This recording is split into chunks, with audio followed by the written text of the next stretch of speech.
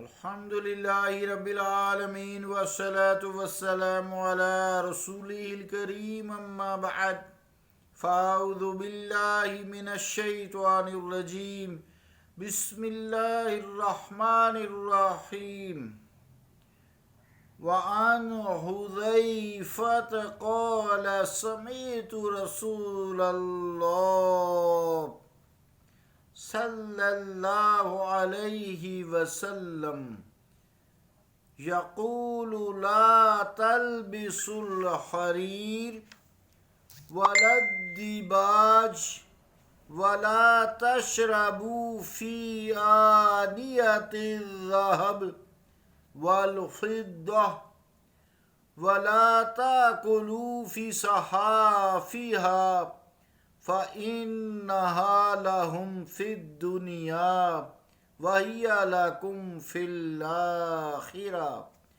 متفق علیہ صدق اللہ و صدق رسولہ الکریم۔ عزیزان گرامی قدر، السلام علیکم ورحمۃ اللہ وبرکاتہ۔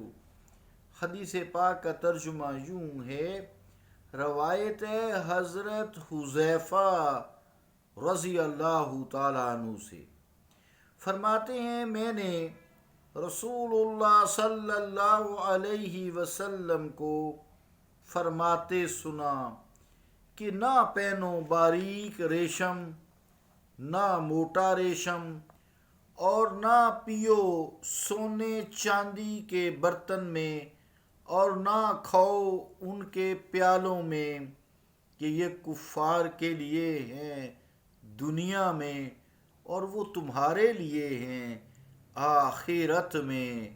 مسلم و بخاری۔ اللہ کا قول سچا ہے جو بڑی ہی عظمت والا ہے۔ عزیزان گرامی قدر، اس بات کو تھوڑا سا سمجھیں گے کہ جس کپڑے کا تانا بانا یا صرف بانا ریشم کا ہو، وہ مرد کو پہننا حرام ہے۔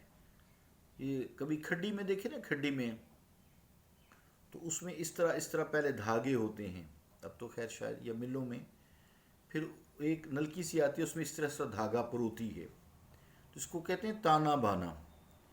تو اگر یہ ریشم کا ہے، یعنی جس کپڑے کا تانا بانا یا صرف بانا ہی ریشم کا ہو، وہ مرد کو پہننا حرام ہے، عورت کے لیے حلال ہے۔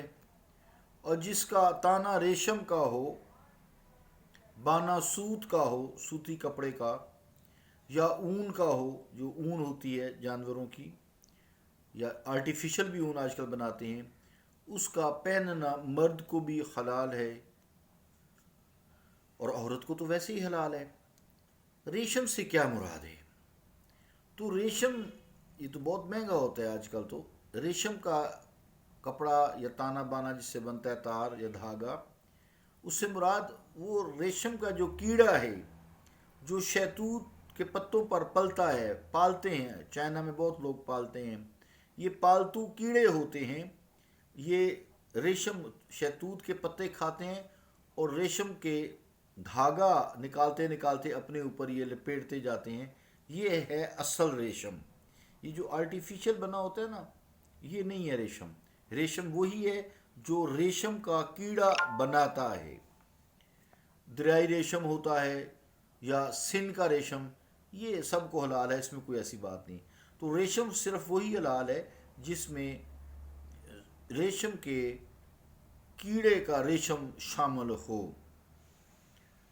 اور چونکہ باقی جو ریشم ہوتے ہیں دوسرے آرٹیفیشل، نہ وہ حریر میں آتے ہیں اور نہ وہ دیباج میں آتے ہیں۔ ریشم کے کیڑے والے حریر میں بھی آتے ہیں اور دیباج میں بھی آتے ہیں۔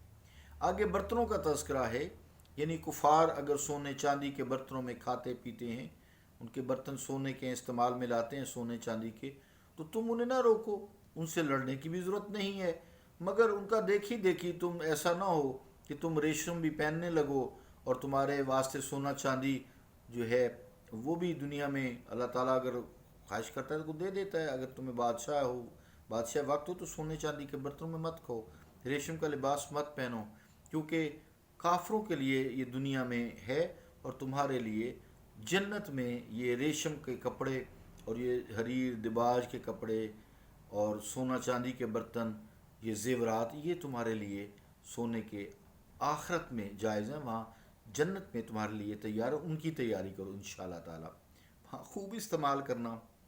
اس ممانت میں عزیزان گرامی قدر لاکھوں حکمتیں ہیں۔